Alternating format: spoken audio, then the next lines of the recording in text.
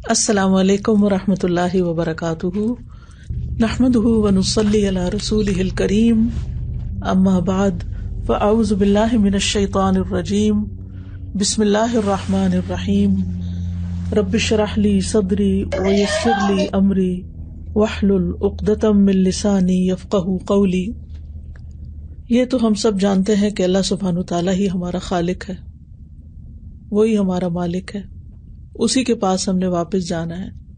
بس تھوڑے عرصے کے لیے اس نے ہمیں اس زمین پر بھیجا ہے اور یہ دیکھ رہا ہے کہ ہم کرتے کیا ہیں، ہم اپنا یہ وقت کس طرح گزارتے ہیں، اللہ کی مرضی، اللہ سبحانہ تعالیٰ کی پسند کے مطابق گزارتے ہیں یا اپنی خواہشات پوری کرتے ہوئے گزارتے ہیں۔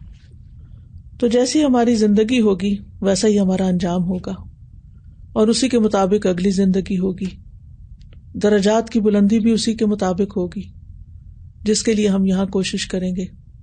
تو بہت ضروری ہے کہ ہم سب اپنے اپنے کاموں کا جائزہ لیں اور یہ دیکھتے رہیں کہ ہمارے دن رات، شب و روز کس طرح گزر رہے ہیں۔ کیا ہم واقعی سیدھے راستے پر ہیں یا ہم اس راستے سے ہٹے ہوئے ہیں؟ جہاں تک سیدھے راستے کی بات ہے تو یہ ہمیں علم سے ہی پتہ چلتا ہے، اور اللہ سبحانہ تعالیٰ نے قرآن مجید کی ابتدا میں ہی جو ہمیں دعا سکھائی ہے اس میں ہم دیکھتے ہیں اللہ تعالیٰ فرماتے ہیں اہدنا الصراط المستقیم صراط الذین انعمت علیہم غیر المغضوب علیہم ولا الضالین۔ اے اللہ ہمیں سیدھا راستہ دکھا، ان لوگوں کا راستہ جن پر تو نے انعام کیا، ان کا نہیں جن پر تیرا غضب ہوا، اور نہ ہی بھٹکے ہوئے لوگوں کا راستہ۔ تو ہم یہی دعا مانگتے ہیں کہ یا اللہ ہمیں ان لوگوں کے راستے پہ چلا جن پر تیرا انعام ہوا، جن سے تو راضی ہوا، جن سے تو خوش ہو گیا۔ تو وہ لوگ کون ہیں؟ علماء کہتے ہیں یہ وہ لوگ ہیں جنہوں نے علم نافع اور عمل صالح کو جمع کیا، یعنی نفع مند علم حاصل کیا اور اس کے مطابق نیک عمل کیا۔ اور صرف اتنا ہی نہیں، دعا مزید بھی تفصیلی دعا ہے کہ غیر المغضوب علیہم، ہمیں ان لوگوں کے راستے پر نہ چلا جن پہ تیرا غضب ہوا۔ اور یہ کون لوگ ہیں؟ یہ وہ لوگ ہیں جنہوں نے علم تو لیا لیکن عمل نہیں کیا، عمل چھوڑ دیا، جس کی مثال سورۃ الجمعہ میں آتی ہے۔ اللہ سبحانہ تعالی ہمیں ان کے بارے میں بتاتے ہیں کہ مثل الذین حملوا التوراۃ ثم لم يحملوها كمثل الحمار يحمل اسفارا بئس مثل القوم الذین كذبوا بآیات اللہ واللہ لا يهدی القوم الظالمین۔ جن لوگوں کو تورات کا حامل بنایا گیا پھر انہوں نے یہ بوجھ نہ اٹھایا، ان کی مثال اس گدھے کی سی ہے جو کتابیں اٹھائے ہوئے ہو۔ اس سے بھی بری مثال ان لوگوں کی ہے جنہوں نے اللہ کی آیات کو جھٹلا دیا، اور اللہ ظالم لوگوں کو ہدایت نہیں دیتا۔ تو اس میں آپ دیکھیے کہ کچھ لوگ تو ظالم ہیں جنہوں نے اللہ کی آیات کو جھٹلا دیا۔ الحمدللہ ہم اللہ تعالیٰ کی آیات کو مانتے ہیں، ان کو جھٹلاتے نہیں ہیں۔ کیا واقعی ماننے کے بعد، سیکھنے کے بعد ان پہ عمل بھی کرتے ہیں؟ کیونکہ یہاں کیا بتایا جا رہا ہے کہ جو صرف پڑھتا جائے، علم اکٹھا کرتا جائے لیکن اس کا عمل نہ بدلے، اس کا اخلاق نہ بدلے، تو پھر وہ کیسا ہے؟ جیسے گدھا۔ گدھے کی عقل کم ہوتی ہے نا، اور وہ صرف بوجھ اٹھانے کے کام آتا ہے۔ تو ایسا شخص بھی گدھے کی طرح ہے جو اپنے علم سے فائدہ نہیں اٹھاتا اور اپنے اوپر بوجھ لاتا چلا جا رہا ہے۔ اور اسی طرح ہمیں ان لوگوں کے طریقوں سے بھی بچنے کا حکم دیا گیا کہ جنہوں نے علم حاصل ہی نہیں کیا لیکن ویسے نیک عمل کرتے رہے، یعنی بدعات ایجاد کرتے رہے۔ تیسری قسم کے لوگ وہ ہیں جنہوں نے کچھ عمل تو کیے، یعنی خیر کے کچھ کام کیے لیکن اپنی مرضی کے کیے، خود سے ایجاد کر لیے۔ تو یہ لوگ ضالون میں سے ہیں جنہوں نے خود سے عمل ایجاد کیے اور علم کو چھوڑ دیا۔ اور اس کی مثال سورۃ الحدید میں آتی ہے، ثم قفینا علی آثارہم برسلنا وقفینا بعیسی ابن مریم وآتیناہ الانجیل وجعلنا فی قلوب الذین اتبعوہ رأفۃ ورحمۃ ورہبانیۃ ابتدعوها ما كتبناها علیہم۔ الا ابتغاء رضوان اللہ فما رعوها حق رعایتها فآتینا الذین آمنوا منہم اجرہم وکثیر منہم فاسقون. پھر ہم نے ان کے نقش قدم پر پے در پے اپنے رسول بھیجے اور ان کے پیچھے عیسیٰ ابن مریم کو بھیجا علیہم السلام، اور اسے انجیل دی، اور ہم نے ان لوگوں کے دلوں میں جنہوں نے اس کی پیروی کی، یعنی نصارہ جو ہیں، کرسچن جو ہیں، ان کے دلوں میں نرمی اور مہربانی رکھ دی، اور دنیا سے کنارہ کشی تو انہوں نے خود ہی ایجاد کر لی. مطلب یہ کہ نیکی کے نام پر انہوں نے ایک چیز خود ایجاد کر لی کہ دنیا چھوڑ دیں. ہم نے اسے ان پر نہیں لکھا تھا مگر اللہ کی رضا حاصل کرنے کے لیے انہوں نے یہ کام کیا. پھر انہوں نے اس کا خیال نہ رکھا جیسے کہ اس کا خیال رکھنے کا حق تھا، کیونکہ جب انسان اپنے لیے کوئی خود دین ایجاد کرتا ہے تو پھر وہ اس کے لیے ایک بوجھ ہوتا ہے اور اس کو نبھانا بھی ایک مشکل کام ہوتا ہے. اللہ سبحانہ وتعالیٰ نے جو دین ہمیں دیا ہے وہ دین ہے کہ جس پر ہم واقعی عمل کر سکتے ہیں، جو ہمارے لیے مشکل نہیں ہے، آسان ہے. تو بہرحال اللہ تعالیٰ فرماتے ہیں کہ تو ہم نے ان لوگوں کو جو ان میں سے ایمان لائے ان کا اجر دے دیا اور ان میں سے بہت سے نافرمان ہیں. تو اللہ سبحانہ وتعالیٰ کا لاکھ لاکھ شکر ہے کہ جس نے ہمیں علم نافع عطا کیا، خالص قرآن اور سنت کا علم عطا کیا، اور ہمارے دن رات اس میں بسر ہوتے ہیں. اور یہ اللہ تعالیٰ کا خاص فضل ہوتا ہے کسی بھی انسان پر. جیسے وہ حدیث میں آتا ہے نا کہ اللہ تعالیٰ جس کے ساتھ بھلائی کا ارادہ چاہتا ہے اسے دین کی سمجھ دے دیتا ہے. تو یہ اللہ نے ہم سے بھلائی چاہی ہے جو ہمیں اس رستے پر لگا دیا ہے. سفیان ثوری کہتے ہیں کہ اللہ جس شخص کے ساتھ بھلائی کا ارادہ کرتا ہے اس کے لیے علم حاصل کرنے اور اس کے حفظ سے بہتر کوئی عمل نہیں جانتا. یعنی صرف علم حاصل ہی نہیں کرتا بلکہ اس کو یاد بھی رکھتا ہے، اس کو حفظ بھی کرتا ہے. ہمارے ہاں تو حفظ کو ایک ایسی چیز سمجھ لیا گیا نا کہ جو شاید زیادہ فائدے کا کام نہیں ہے، ورنہ پہلے زمانے میں لوگ قرآن مجید کے ساتھ ساتھ احادیث کو بھی حفظ کیا کرتے تھے، اور وہ کہتے تھے کہ علم وہی ہے جو سینے میں محفوظ ہے. اسی طرح آپ قرآن مجید کا ترجمہ یاد کرتے ہیں اور بعض اوقات اس سے گھبراتے ہیں کہ ہمیں رٹا لگانا پڑتا ہے اور کئی دفعہ پڑھنا پڑتا ہے اور اس کو یاد کرنا پڑتا ہے، لیکن یہ واقعی علم حاصل کرنے کا ایک پروسیس ہے. تو ہم جو بھی یہ کام کر رہے ہیں اس کو ایک عبادت سمجھ کے کریں، اس کو اللہ تعالیٰ کا فضل سمجھ کر اختیار کریں اور اس پر شکر گزار بھی ہوں. اور ویسے بھی خوشخبری ہے کہ طالب علم جو ہوتے ہیں وہ انبیاء کے وارث ہوتے ہیں. انبیاء درہم و دینار نہیں چھوڑتے بلکہ انبیاء کی وراثت جو ہے وہ علم ہے. تو اس وراثت کو حاصل کرنے کے لیے اور انبیاء علیہ السلام کے اور خاص طور پر نبی صلی اللہ علیہ وسلم کے چھوڑے ہوئے علم پر عمل کرنے کے لیے اور اس کو اپنانے کے لیے اور اس کو سیکھنے کے لیے اور اس کو یاد کرنے کے لیے ہمارے اندر پورا شوق اور جذبہ ہونا چاہیے، اور پھر پوری نیت کے ساتھ گھر سے نکلنا چاہیے. جو لوگ ہاسٹل میں ہیں وہ جب ہاسٹل سے نکلیں تو پورے جذبے کے ساتھ، شوق کے ساتھ، محبت کے ساتھ، اور وہ حدیث یاد کرتے ہوئے کہ جب طالب علم گھر سے نکلتا ہے تو فرشتے اس کے لیے اپنے پر بچھاتے ہیں. اسی طرح جو شخص نیکی کے کام کے لیے نکلتا ہے تو فرشتہ جو ہے وہ ایک جھنڈا لے کر اس کے ساتھ ساتھ چلتا ہے. مسند احمد کی ایک روایت میں آتا ہے کہ جب بھی کوئی شخص اپنے گھر سے نکلتا ہے، جب بھی کوئی شخص اپنے گھر سے نکلتا ہے تو اس کے دروازے پر 2 جھنڈے ہوتے ہیں. ایک جھنڈا فرشتے کے ہاتھ میں ہوتا ہے، دوسرا شیطان کے ہاتھ میں ہوتا ہے. اگر وہ اللہ عز و جل کی محبت حاصل کرنے والے عمل کے لیے نکلتا ہے تو فرشتہ اپنا جھنڈا لے کر اس کے پیچھے پیچھے جاتا ہے اور وہ گھر لوٹنے تک فرشتے کے جھنڈے تلے ہوتا ہے. اتنا بڑا آنر، اتنا بڑا ریگارڈ. آپ دیکھیں جھنڈے والی گاڑی اب تو خیر ختم ہو گیا یہ شاید یہ کلچر، لیکن پہلے تو جو گاڑی گزرتی تھی اور اس پہ جھنڈا لگا ہوتا تھا تو اندر بیٹھا ہوا شخص بھی اور دیکھنے والے بھی ایک خاص قسم کی کیفیت کا شکار ہوتے تھے. تو اگر ہم یہ سوچ ہی لیں نا کہ اس وقت فرشتہ ہمارے ساتھ جھنڈا لے کے چلا ہے کیونکہ میں خالص اللہ کی رضا کے لیے علم حاصل کرنے کے لیے نکلی ہوں، تو آپ سوچئے کہ آپ کے اندر یعنی خود بخود خوشی کی ایک لہر دوڑ جائے گی.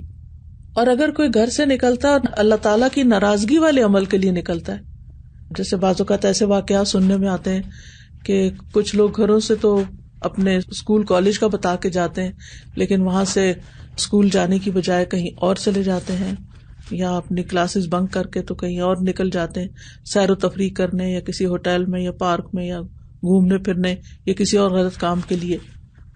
تو یہ اللہ کی ناراضگی والا عمل ہے کہ آپ نے گھر والوں کو دھوکہ دیا. تو شیطان اپنا جھنڈا لے کر اس کے پیچھے روانہ ہو جاتا ہے اور وہ گھر واپس آنے تک شیطان کے جھنڈے تلے رہتا ہے. تو ایسا شخص جو ہے وہ ایک اللہ کی نافرمانی میں مسلسل رہتا ہے.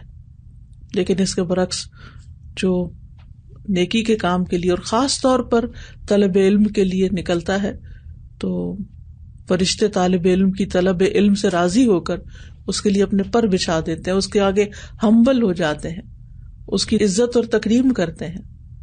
ساری مخلوق بخشش کی دعائیں کرتی ہے, حتیٰ کہ سمندر کی مچھلیاں بھی. اور پھر یہ کہ یہ ایسا کام ہے کہ جس سے نہ صرف یہ کہ انسان کو دنیا میں فائدہ ہوتا ہے, انسان کو عمل کرنے کے طریقے آتے ہیں, بلکہ مرنے کے بعد بھی انسان کے لیے علم صدقہ جاریہ بنتا ہے.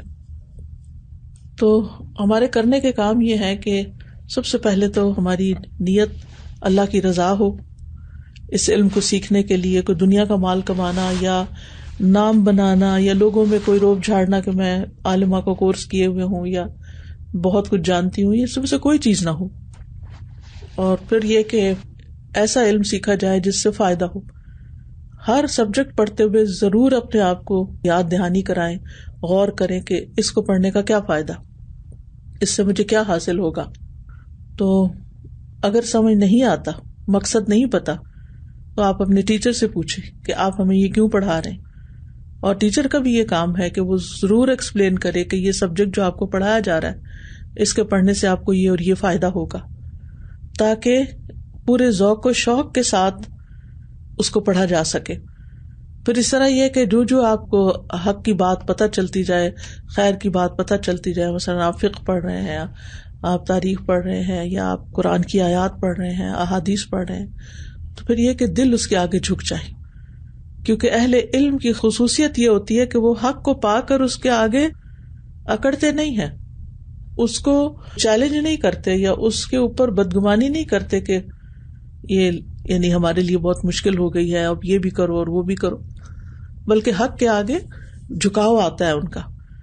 اور جیسے سورۃ الحج میں آتا ہے وَلِيَعْلَمَ الَّذِينَ أُوتُوا الْعِلْمَ أَنَّهُ الْحَقُّ مِن رَّبِّكَ فَيُؤْمِنُوا بِهِ فَتُخْبِتَ لَهُ قُلُوبُهُمْ وَإِنَّ اللَّهَ لَهَادِ الَّذِينَ آمَنُوا إِلَىٰ صِرَاطٍ مُّسْتَقِيمٍ. اور تاکہ وہ لوگ جنہیں علم دیا گیا جان لیں کہ بے شک وہی تیرے رب کی طرف سے حق ہے تو وہ اس پر ایمان لے آئیں, پس ان کے دل اس کے لیے جھک جائیں. اور بے شک اللہ ان لوگوں کو جو ایمان لائے یقیناً سیدھے راستے کی طرف ہدایت دیتا ہے. تو انشاءاللہ جب آپ اللہ کی رضا کے لیے یہ علم حاصل کریں گے تو اللہ تعالیٰ آپ کو رہنمائی دے گا, روشنی دے گا, یعنی فائدہ ہی فائدہ ہے. اور پھر یہ ہے کہ ہم اپنے آپ کو ٹیسٹ بھی کریں کہ کیا اس علم کے آنے کے بعد میرے اندر اللہ کی خشیت پیدا ہوئی ہے, میرے اندر اللہ کا ڈر پیدا ہوا ہے. اور وہ ڈر کیسا کہ کیا وہ ڈر مجھے غلط کام سے روک دیتا ہے.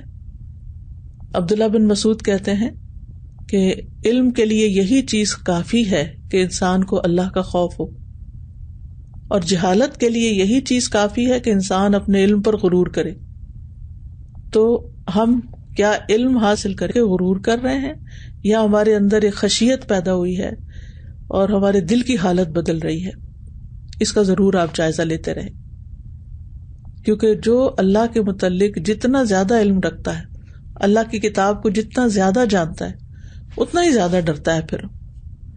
پھر اسی طرح یہ کہ چونکہ علم کے راستے پہ چلنے والا جنت کے راستے پہ چلتا ہے, اس چیز سے بھی اور اس خیال سے بھی آپ کو شوق ہو کہ میں الہدا نہیں جا رہی, میں اللہ کے دین کا علم حاصل کرنے جا رہی ہوں اور یہ جنت کے راستے کا سفر ہے. پھر اسی طرح یہ ہے کہ اس علم کے بعد ہمارے اندر لوگوں کے ساتھ معاملہ کرنے میں بھی عاجزی اور انکساری ہو. یعنی جب ہم لوگوں سے معاملہ کریں, چاہے اپنے سے بڑوں جیسے والدین ہیں یا استاد ہیں, تو ہمارے اندر ایک عاجزی پیدا ہو, عاجزی کے ساتھ معاملہ کریں, ہمبل ہوں, متواضع ہوں. اور اسی طرح اگر برابر والے ہیں تو ان کے ساتھ بھی اخلاق کے ساتھ بات کریں. بعض اوقات ہم اپنے فرینڈس کو فار گرانٹیڈ لیتے ہیں, ان کے ساتھ عجیب و غریب مذاق کرتے ہیں, بعض اوقات بدتمیزی کے ساتھ بلاتے ہیں, بعض اوقات ان کے ساتھ جھوٹے مذاق کرتے ہیں, ان کو پریشان کرتے ہیں اور سمجھتے ہیں کہ یہ سب فن ہے. یہ فن نہیں ہے, کسی مسلمان کا یہ اخلاق نہیں ہو سکتا. ہمیں اپنے ساتھیوں کے ساتھ بھی ایک اچھے اخلاق کے ساتھ بات کرنی چاہیے صحابہ کرام کا طریقہ دیکھیں کہ ان کے آپس کے تعلقات کیسے ہوا کرتے تھے. پھر اسی طرح یہ ہے کہ علم میں رسوخ حاصل کرنا چاہیے. اس کا مطلب یہ ہے کہ ہمیں سیکھتے ہوئے یہ ضرور دیکھنا چاہیے کہ میرے اندر علم کی پختگی آ رہی ہے, جو میں پڑھ رہی ہوں مجھے یاد بھی ہے, اور مزید گہرائی سے سمجھ رہی ہوں, یا سمجھ ہی نہیں آیا اور صرف پاس کرنے کے چکر میں ہوں. یہ نہیں ہونا چاہیے, ٹھیک ہے. اور جو شخص علم کو واقعی پختگی کے ساتھ حاصل کرنا چاہتا ہے تو پھر وہ اس کے لیے محنت بھی کرے گا, خوب مشقت اٹھائے گا. یعنی کسی بھی موقع پر اور کسی بھی سبجیکٹ میں, کچھ سبجیکٹس ہوتے ہیں وہ انسان کو اچھے لگتے ہیں, ٹیچر اچھا ہے اس کی وجہ سے, یا آپ کے مزاج کے مطابق ہیں, تو ان کو تو ہم پھر بھی پڑھ لیتے ہیں, اچھی طرح یاد کر لیتے ہیں. لیکن کچھ ایسے ہیں کہ جو ہمارے مزاج سے موافقت نہیں رکھتے, یا پڑھانے والا پوری طرح سمجھا نہیں پاتا, تو پھر ہم بور ہونے لگتے ہیں. تو جو علم فائدہ مند ہے, چاہے وہ ہمیں مشکل لگے, پھر بھی بور نہیں ہونا, اور تکلیف اٹھا کے بھی اس کو سیکھنا ہے, یاد کرنا ہے. اور پھر یہ ہے کہ کبھی بھی یہ نہ سوچے کہ میں نے بہت سیکھ لیا, بہت آ گیا مجھے. نبی صلی اللہ علیہ وسلم نے فرمایا کہ 2 لوگ کبھی سیر نہیں ہوتے, علم کا سیکھنے والا اور دنیا کا چاہنے والا. تو اللہ تعالیٰ ہمیں علم سیکھنے والا بنا دے اور ہم سیکھتے ہی چلے جائیں. اسی لیے نبی صلی اللہ علیہ وسلم کو یہ دعا سکھائی گئی تھی, وقل رب زدنی علما, اور کہیے کہ میرے رب مجھے علم میں زیادہ کر. تو امید ہے آپ لوگ روزانہ یہ دعا ضرور مانگتے ہوں گے, اور یہ بھی کہ اللہم انی اسألک علما نافعا ورزقا طیبا وعملا متقبلا. فجر کی نماز کے بعد اگر آپ پڑھیں تو بہت ہی اچھا ہے, اور اگر کلاس سے پہلے پڑھ لیں تو بھی اچھا ہے. اور پھر یہ کہ اس وقت کو غنیمت جانے, کل معلوم نہیں کیسا وقت آئے. اب یہ کووڈ کا کس کو پتا تھا, کوئی نہیں جانتا تھا کہ یہ سال ہم پہ کیسا گزرے گا. تقریباً پورا سال ہونے کو ہے کہ ہماری زندگی کا نقشہ ہی بدل گیا ہے. تو ہمیں نہیں پتا کہ کل کیا ہونے والا ہے. علماء بھی دنیا سے اٹھتے چلے جا رہے ہیں, اور یہ ہے کہ طریقہ کار بھی بہت سا بدلتا جا رہا ہے, لائف سٹائل چینج ہو رہا ہے. تو ایسے میں جو موقع ملا ہوا ہے, جو اپرچونٹی ملی ہوئی ہے, اس سے ہم بھرپور فائدہ اٹھائیں. سستی اور کوتاہی کی وجہ سے علم حاصل کرنے کے مواقع جو ہیں ان کو گنوائیں نہیں. پھر اسی طرح ان نیسیسری حیا بھی نہ ہمیں روکے علم حاصل کرنے سے. نبی صلی اللہ علیہ وسلم نے انصار کی عورتوں کی تعریف کی کہ جنہیں دین کی سمجھ بوجھ حاصل کرنے میں شرم مانے نہیں ہوتی. بعض کو کوئی چیز ہمیں سمجھ نہیں آتی, ہم اس لیے نہیں پوچھتے کہ لوگ کہیں گے لو اس کو یہ بھی سمجھ نہیں آیا. پھر ایک اور اہم چیز یہ ہے کہ اگر آپ چاہتے ہیں کہ واقعی آپ کے اندر علم کی ڈیپتھ ہو اور آپ علم کے فروٹ سے بھرپور فائدہ اٹھا سکیں, تو پھر فضول باتیں چھوڑ دیں. یعنی لوگوں کے ساتھ باتوں میں وقت ضائع نہ کریں, اور بہت زیادہ سوشلائزنگ, چاہے وہ میڈیا پہ ہو, چاہے وہ گھروں میں ہو, چاہے فون پہ ہو.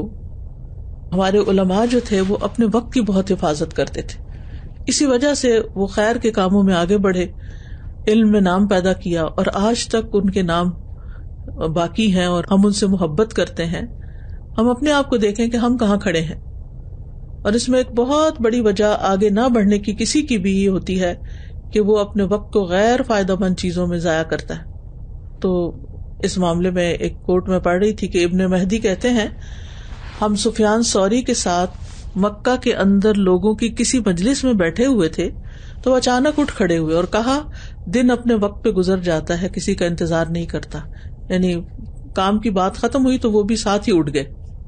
پھر اسی طرح یہ ہے کہ بہت زیادہ ناز و نعمت سے بھی بچنا چاہیے, کیونکہ اس میں پڑھ کے انسان اور بہت راحت اور آرام میں اور طرح طرح کے کھانوں میں اور اس طرح کی چیزوں میں پھر انسان علم سے چلا جاتا ہے. علم حاصل کرنے کے لیے وقت نہیں بچتا. حضرت معاذ بن جبل کے بارے میں آپ کو معلوم ہوگا کہ حلال و حرام کے مسائل میں سب سے زیادہ علم رکھنے والے تھے. تو ان کو نبی صلی اللہ علیہ وسلم نے یمن کی طرف بھیجتے ہوئے فرمایا, ایاک والتنعم فإن عباد اللہ لیسوا بالمتنعمین. ناز و نعم کی زندگی گزارنے سے بچو, کیونکہ اللہ کے بندے ناز و نعم کی زندگی نہیں گزارتے. یعنی کھانے پینے میں تکلف اور عیش و عشرت میں پڑ جانا, یہ نہیں ہونا چاہیے. امام شافعی کہتے ہیں, میں نے 16 سال سے پیٹ بھر کے کھانا نہیں کھایا, کیونکہ پیٹ بھر کے کھانا کھانے سے جسم بھاری ہوتا ہے, دل سخت ہوتا ہے, سمجھداری ختم ہو جاتی ہے, بہت زیادہ نیند آتی ہے, اور انسان عبادت میں بھی کمزور ہو جاتا ہے, پیچھے رہ جاتا ہے. پھر اسی طرح یہ ہے کہ صرف آسانیاں پانے کے لیے یا دنیا پانے کے لیے علم حاصل نہیں کرنا چاہیے، کیونکہ اگر انسان صرف اس لیے علم حاصل کر رہا ہے کہ مجھے دین کی رخصتوں کا پتہ چل جائے، یا یہ ہے کہ پھر میری بہت عزت ہو اور میری قدر ہو، تو اس سے پھر آخرت کا فائدہ نہیں ہے.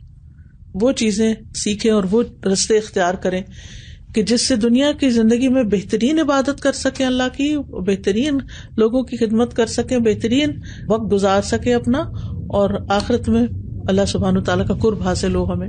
پھر اسی طرح یہ ہے کہ ہم اپنے اخلاق پر بھی نظر رکھیں کہ کیا علم ہمیں با اخلاق بنا رہا ہے. ہم اہل القرآن میں سے ہیں تو کیا قرآن کا اثر ہمارے اخلاق پہ نظر آتا ہے. حضرت عائشہ سے جب رسول اللہ صلی اللہ علیہ وسلم کے اخلاق کے بارے میں پوچھا گیا تو انہوں نے کیا کہا تھا کہ کانا خلقہ القرآن، کہ آپ کا اخلاق قرآن ہی ہے، یعنی قرآن پر عمل کرتے تھے آپ.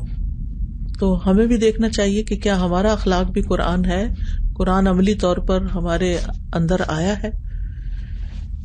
عبداللہ بن مبارک کہتے ہیں مجھے تعجب ہے اس شخص پر جو علم حاصل نہیں کرتا، اس کا نفس کیسے اس کو عزت اور اعزاز حاصل کرنے کی دعوت دیتا ہے.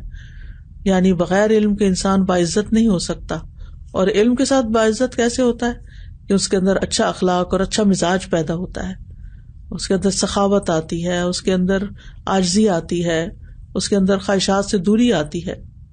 پھر اسی طرح یہ ہے کہ ہم نصیحت قبول کرنے والے ہوں. جب کوئی ہمیں کوئی بات سمجھائے تو ہم اس کو سمجھنے کی کوشش کریں، نہ کہ اس پہ ناراضگی کا اظہار کریں.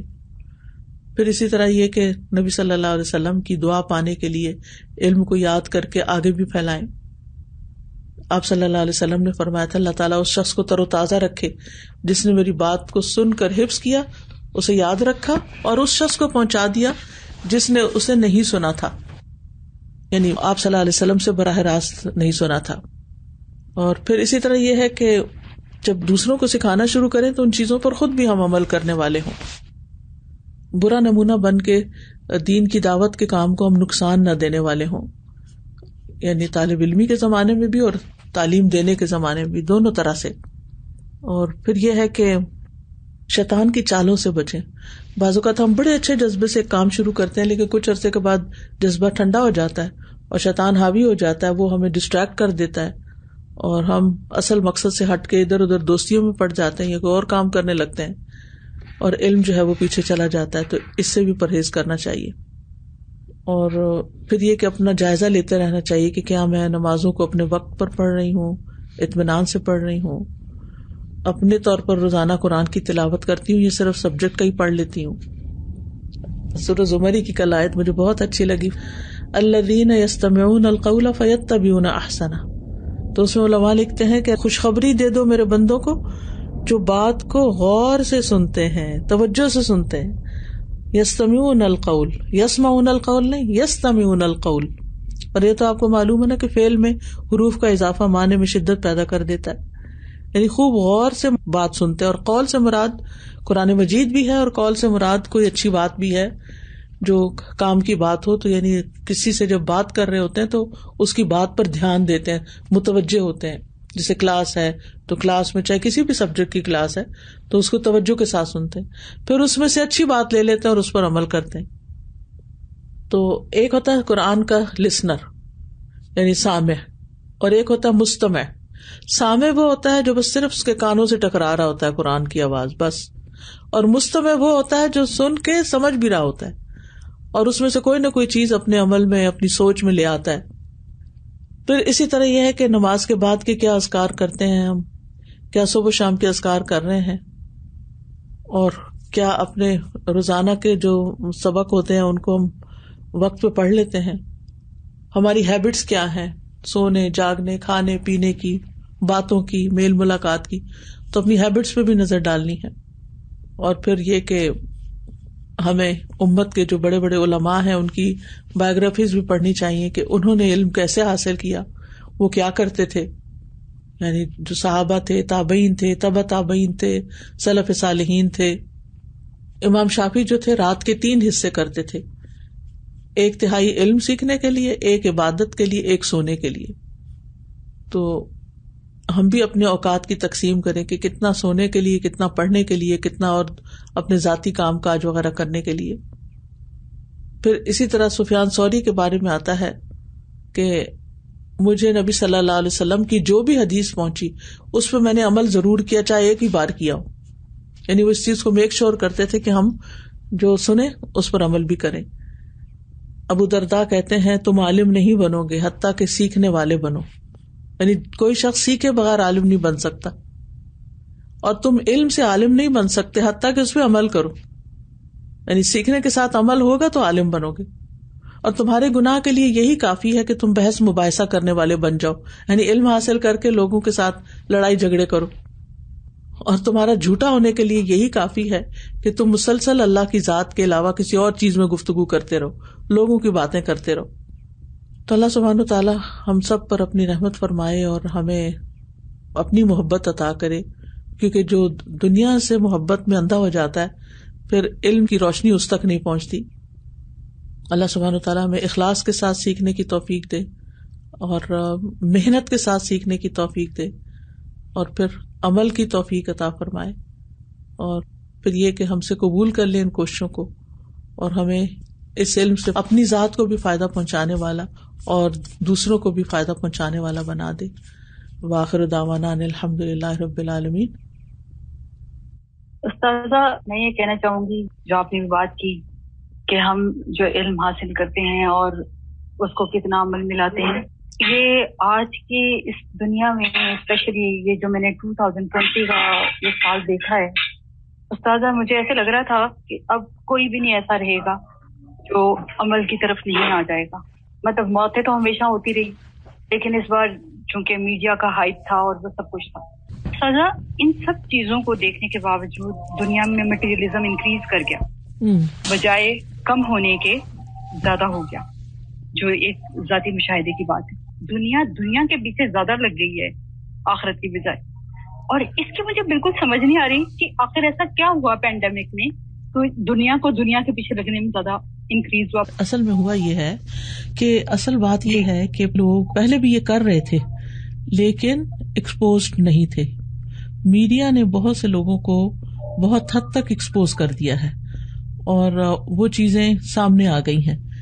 اور ویسے بھی دن بدن ہر آنے والا دن جو ہے پچھلے دن سے فتنوں میں بڑھتا ہی جا رہا ہے. تو میں تو ایسی ساری چیزیں دیکھ کر اپنے اوپر پھر مزید فوکس کرنے لگتی ہوں. یہ سب کا ذمہ تو میں نہیں لے سکتی اور نہ ہی میں سب کو سمجھا سکتی ہوں، لیکن کم از کم اپنی تو فکر کر سکتی ہوں. میرے اوپر تو ذمہ داری اپنی ہی ہے. استاذہ میں الحمدللہ کچھ پریکٹیکل چیزیں شیئر کرنا چاہوں گی.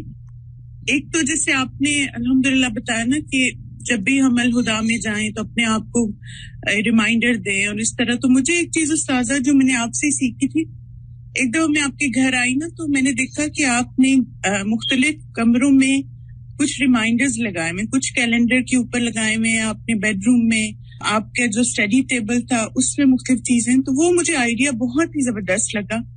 پھر میں نے بھی گھر آ کے اسی طرح کیا کہ گھر کے مختلف حصوں میں نا پوسٹ نوٹس پہ جیسے ریمائنڈرز لگا لی. جیسے مثلاً جو پڑھنے کا کمرہ ہے وہاں پہ اپنے لیے لکھ لیا کہ قرآن کے ساتھ گزارا ہوا ہر لمحہ عبادت ہے اور میں یہ کام اللہ کی رضا کے لیے کر رہی ہوں. پھر اسی طرح اپنے لیونگ روم میں جیسے خاص طور پہ گھر والوں کے ساتھ بات کرتے ہوئے انسان بعض بار احتیاط نہیں کرتا. آپ نے کی بھی بات کی نا کہ فضول باتوں اور کاموں کو چھوڑنا ہے.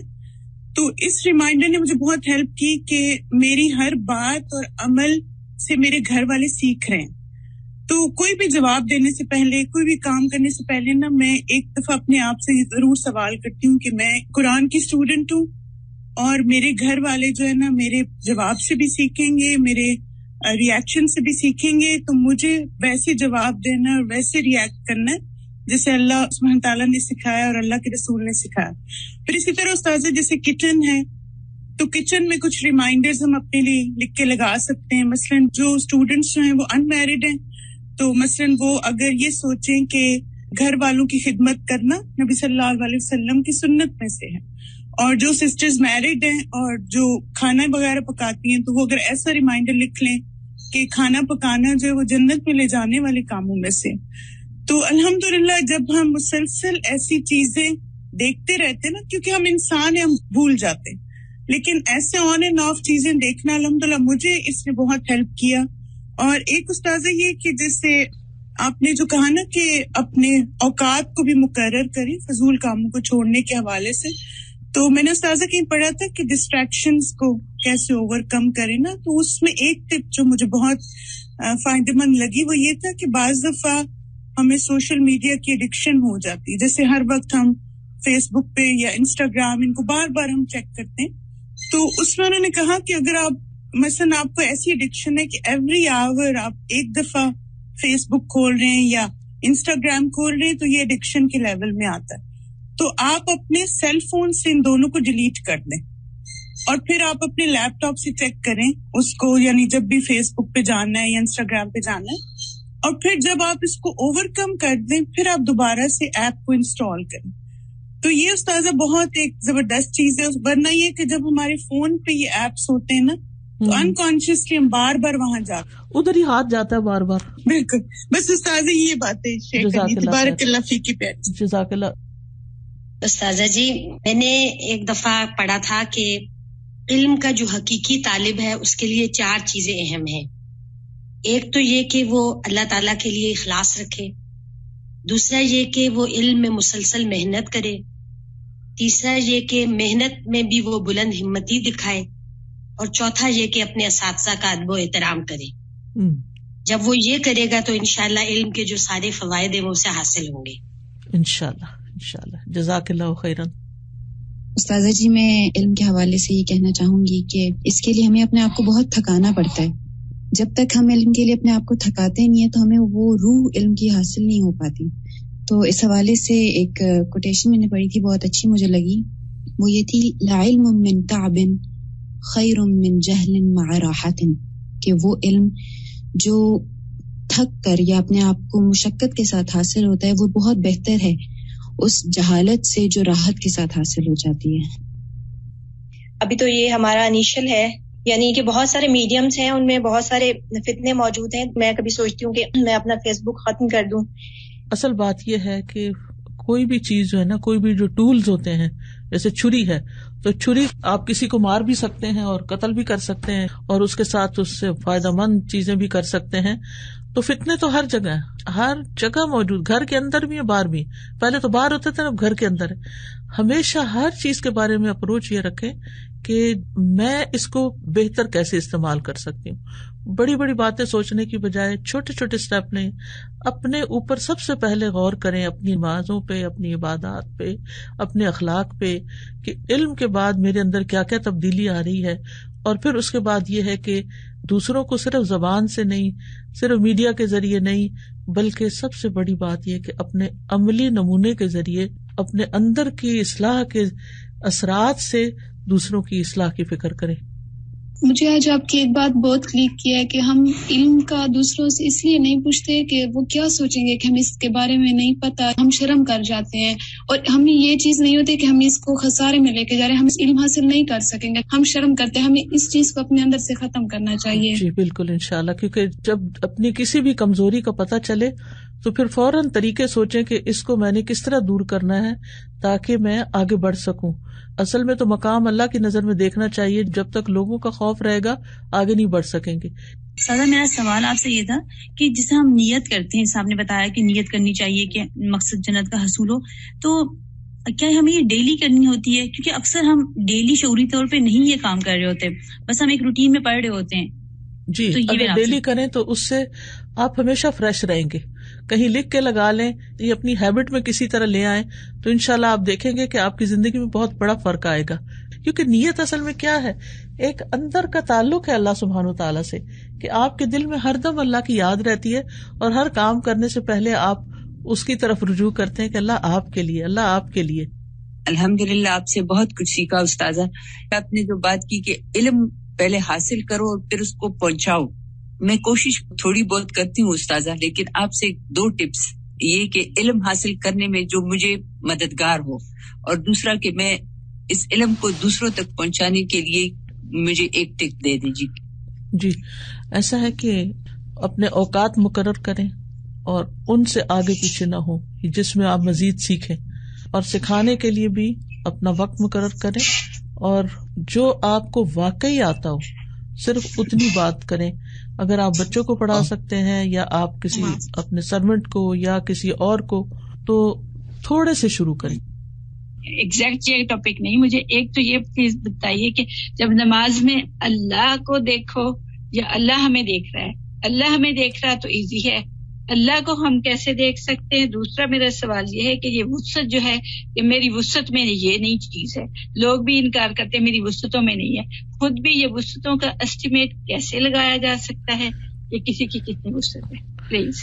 جو مادی چیزیں ہوتی ہیں ان میں تو پتا ہوتا ہے نا کہ میرے پاس 10 پاؤنڈ ہے تو میں 20 والا کام نہیں کر سکتا، لیکن جو باقی وسعت جو ہے جس میں ہمت کی بات ہے، تو وہ جب انسان ارادہ کر لیتا ہے تو اللہ تعالیٰ وسعت بھی پیدا کر دیتا ہے، برکت پیدا کر دیتا ہے.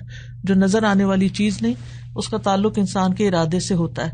اور اگر یہ نہیں سمجھ میں آتا کہ میں اللہ کو دیکھ رہی ہوں تو کوئی بات نہیں، یہی کافی ہے کہ اللہ تعالیٰ مجھے دیکھ رہا ہے. مجھے آپ سے صرف 2 سوال کرنے. ایک یہ کہ جب میں کلاس اٹینڈ کرتی ہوں تو میرا دل کرتا ہے کہ میری زندگی میں سب کچھ جو کچھ بھی ہے بس اللہ کی ذات ہے. میرا دل کرتا ہے کہ میں بس ہر وہ کام کروں جس سے میرا اللہ راضی ہو جائے. لیکن جب میں دنیا میں پڑ جاتی ہوں، جب میں بچوں میں پڑ جاتی ہوں، پھر مجھ سے غلطیاں ہو جاتی ہیں جس کے بعد میرا دل بہت پچھتاتا ہے. میں کیا کروں کہ میرے دل کی کیفیت ہمیشہ اچھی رہے؟ دل ہمیشہ ایک جیسا رہتا نہیں ہے، یہ بڑی مشکل ہے. لیکن یہ کہ چیک یہ رکھنا چاہیے کہ جو ہی نیچے جانے لگے تو پھر اس کا یعنی بندوبست کریں، اور دعا بھی مانگتے رہیں. دعا سے بھی بہت فائدہ ہوتا ہے. دوسرا سوال کیا؟ دوسرا سوال مجھے یہ کرنا ہے کہ میں ایسا کیا کروں کہ میرے بچوں کی زندگی میں سب سے اہم اللہ کی ذات ہو، وہ اللہ سے جڑ جائے. ایسا کہ میں کس طرح کروں، میں کیا کروں؟ ایک تو عملی نمونہ پیش کریں. جب آپ کی پرائرٹی اللہ کی ذات ہوگی نا تو وہ دیکھ دیکھ کے سیکھ جائیں گے. اور دوسرا یہ ہے کہ ان کے لیے خوب خوب دعائیں کریں، ٹھیک ہے، اور ان کو باقاعدہ تعلیم کا بھی، دینی تعلیم کا بھی انتظام کریں.